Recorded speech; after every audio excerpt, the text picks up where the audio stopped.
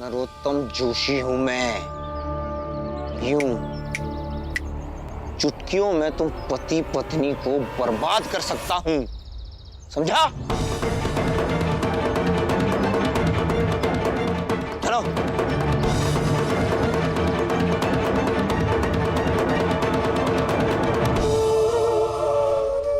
लीजिए, आपके लिए कुछ बनाकर लाई हूं। भूख लगेगी तो खा लीजिएगा।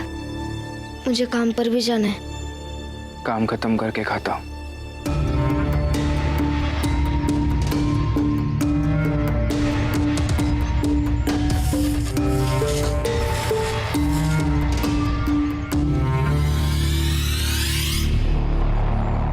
किसी के भी रास्ते में गड्ढा नहीं करना चाहिए।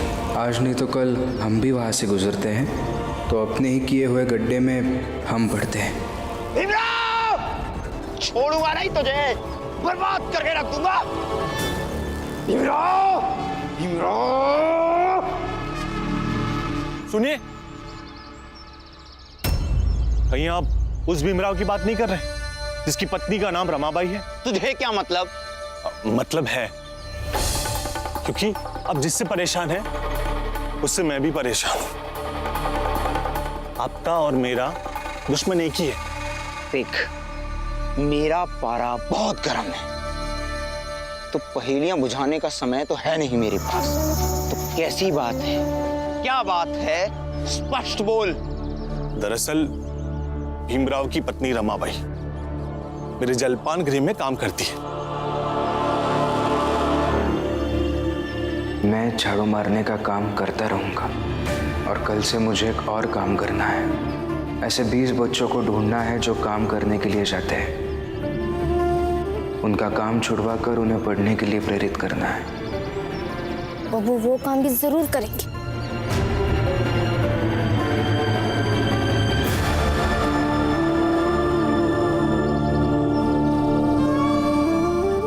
अकेले क्या बड़बड़ा रही हो रमा? जी कुछ नहीं। मुझे तो बताओ। अरे कुछ नहीं काकी। अरे बताओ ना।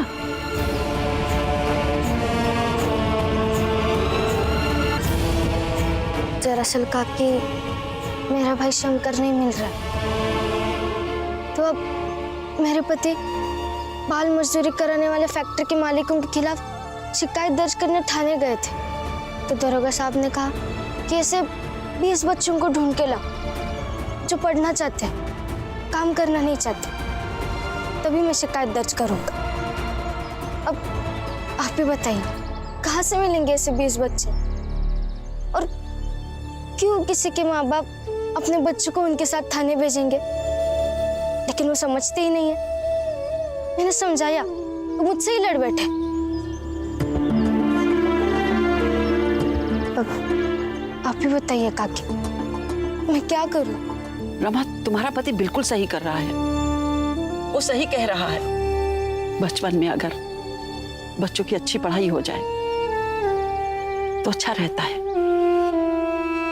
अगर मैंने अपने बेटे को बचपन में पढ़ाया होता तो आज वो इतनी बदतमीजी नहीं करता।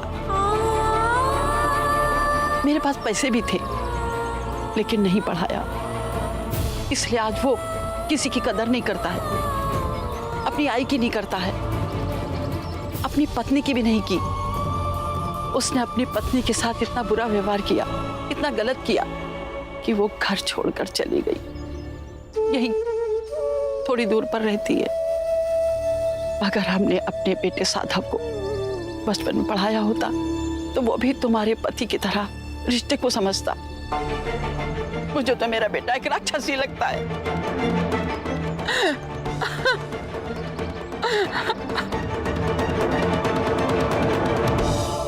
बताइए, मेरी माँ भीमराव और रमाबाई की बातों में आकर मुझे जलपान गृह से बाहर निकाल दिया और मैं अपने जलपान गृह का अच्छा खाना छोड़कर ये भजिए खा रहा हूं।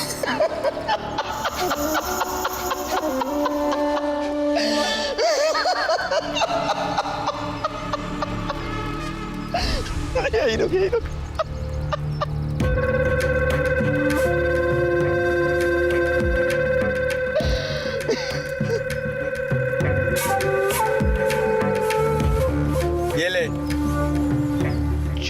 भर पानी और डूब मर इसमें।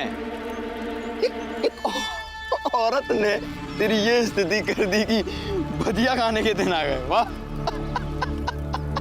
तो बताइए बताइए क्या करूं मैं? बदनाम बदनाम कर दे उसे।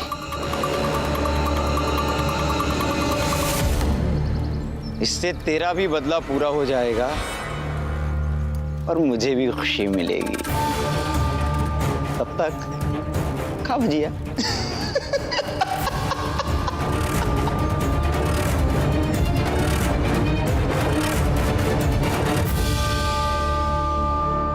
रमाबाई,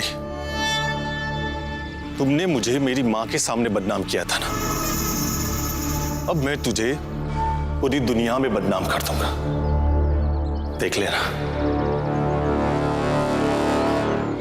भीम, दरोगा ने तुम्हें फंसा दिया है। वो अच्छे से जानता था कि 20 बच्चों को तैयार करना और उस उपरांत उनके आई बाबा को तैयार करवाना केवल असंभव है। भीम, इस कारण मेरी मानो तो अभी तुम इस बात पर अड़े नहीं रहो कि फैक्ट्री के मालिकों के ऊपर तुम न्यायालय में दावा करोगे। नहीं गुरुजी, अब चाहे जो भी हो जाए मुझे करना तो पड़ेगा, नहीं तो कई सारे शंकर ऐसे ही खो जाएंगे। भीम, जीवन में यह आवश्यक नहीं है कि जो सैद्धांतिक तौर पर उचित हो वो धरातल पर भी वैसा ही आ जाए। सैद्धांतिक रूप में बच्चों की मृत्यु का उत्तरदायित्व किसी को तो स्वीकारना ही पड़ेगा, किंतु व्यवहार में उन उत्तरदायी लोगों तक पहुंचना उतना सरल नहीं है भीम। गुरुजी, मेरी आई कभी कभी हंसते हुए कहती थी, संसार में वही लोगों को याद रखा जाता है जो उन मुश्किल कामों को करते हैं जिन्हें करने के बारे में सोचना भी असंभव होता है।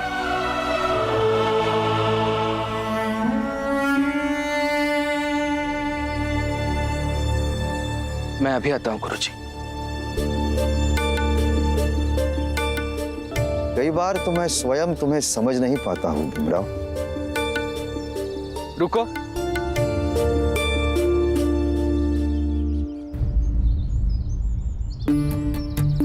कहाँ जा रहे हो तुम दोनों?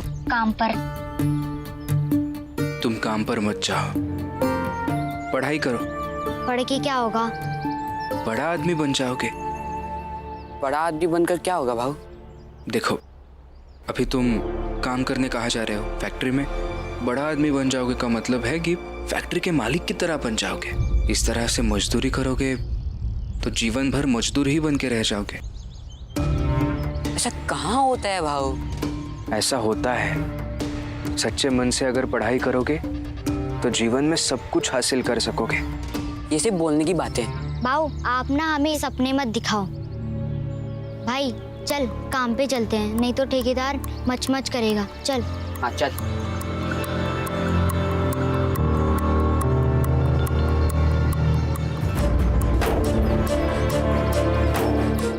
भीम, ये जो तुम करने जा रहे हो वो असंभव सा है। मेरी राय में तुम्हें दोबारा उस पर विचार करना होगा।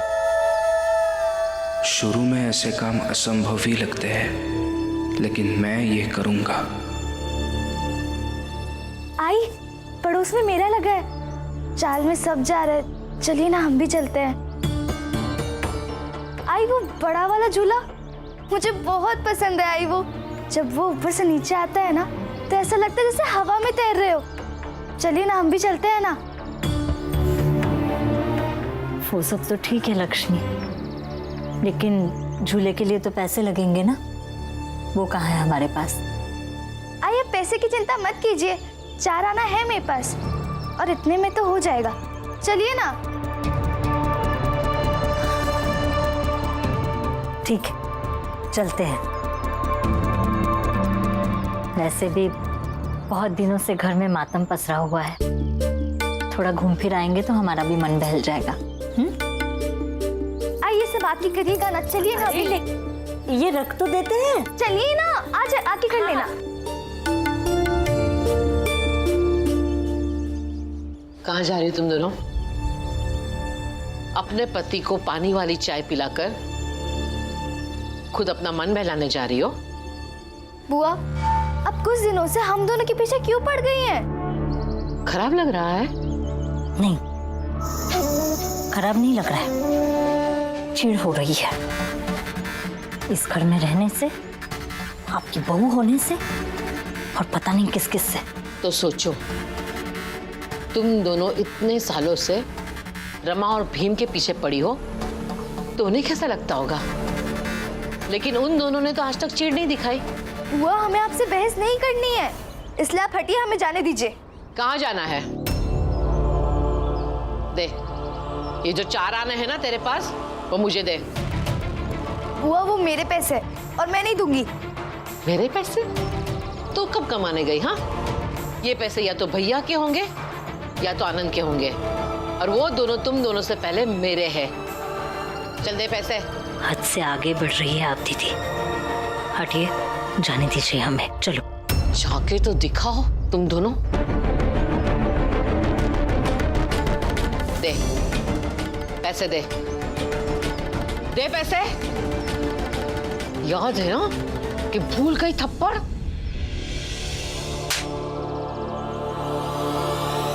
दे।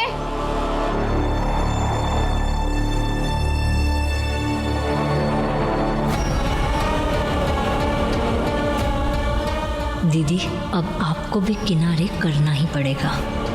अच्छा नहीं किया आपने दीदी।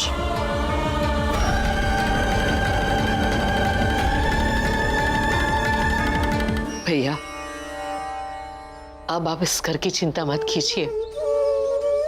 आप, आनंद और भीम अपनी अपनी जिम्मेदारी निभाइए।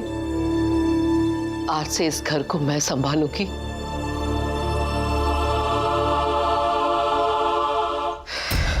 चलो चलो। अरे वाह, ये रहा चीरी का बेगम, और खेल मेरी मेरी लाई। यार फिर हार गया। चल एक बाजी और खेलते हैं। हाँ हाँ,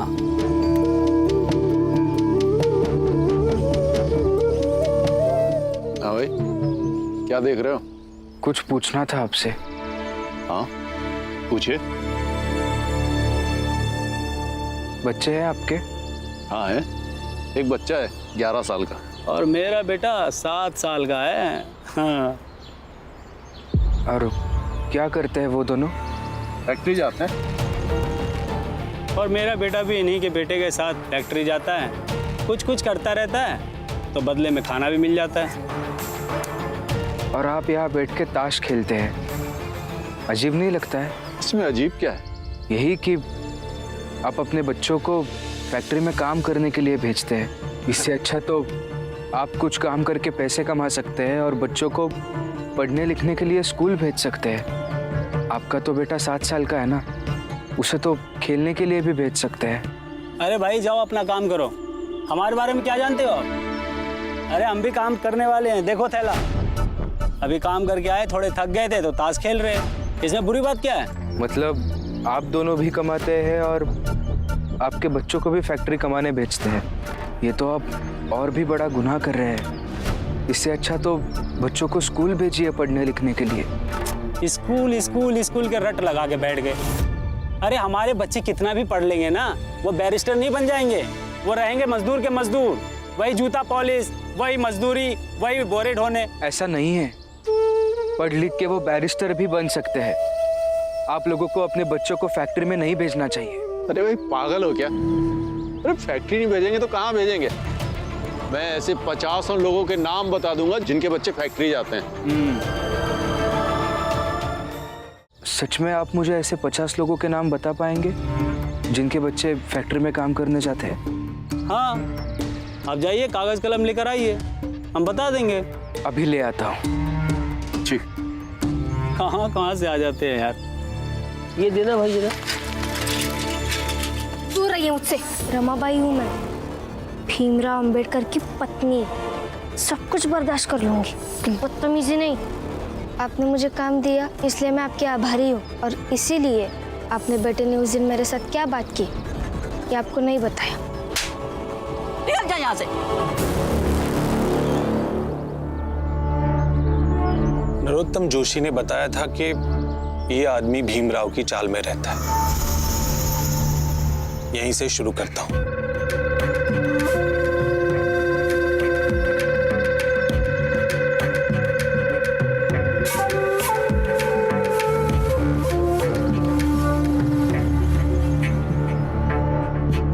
भाऊ, आप भीमराव को जानते हो? हाँ जानता हूँ। क्यों, तुम्हें भी ज्ञान लेना है क्या? नहीं, मुझे ये जानना था कि वो आदमी कैसा है। आदमी कैसा है? क्या मतलब? मतलब अब किसी को बताओगे नहीं तो मुझे आपको एक बात बतानी। क्यों बताऊंगा मैं? बताओ बताओ। इधर आइए। दरअसल भीमराव की पत्नी जो रमाबाई है ना, वो मेरे जलपान गृह में काम करती है। वो मुझे बहुत पसंद करती है और मैं भी उसे पसंद करता हूँ। अरे क्या फालतू बातें कर रहे हो? अरे रमाबाई भीम के सिवा किसी दूसरे के साथ ढंग से बात नहीं करती है। लेकिन वो मेरे यहाँ काम करती है, मैं उसे पैसों वैसों की मदद करता रहता हूँ। फिर एहसान भी तो कोई चीज है ना। बताइए ना, उसका पति कैसा है? एकदम डरपोक आदमी है। अब तुम्हारी समझ में जो आए कर लो। बस यही जानना था आपसे। ये बात अब किसी को बताइएगा मत। ना ना, मैं क्यों बताऊंगा किसी को?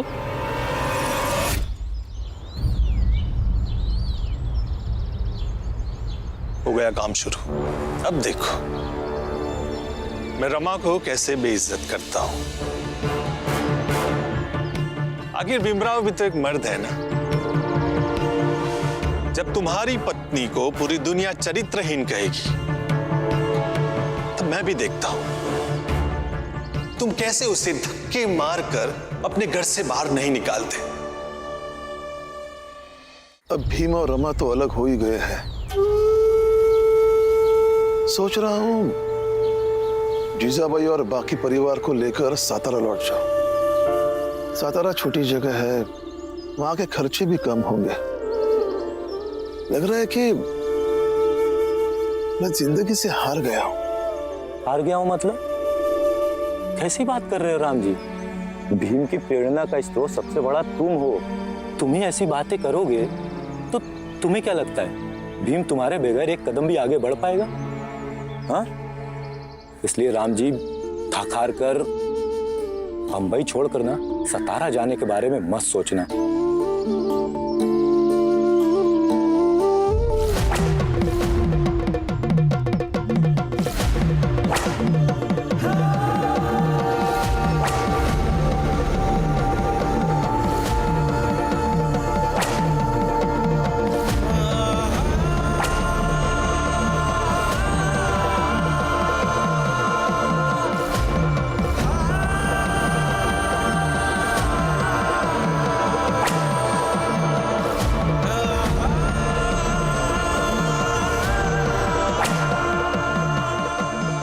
राम जी, पेट की आग भी इंसान से क्या क्या कराती है ना?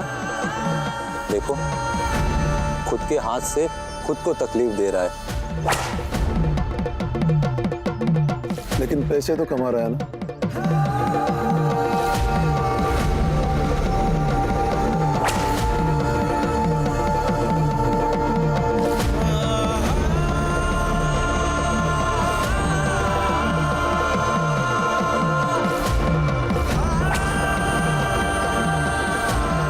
रंजन, जब तक हमें कोई काम नहीं मिलता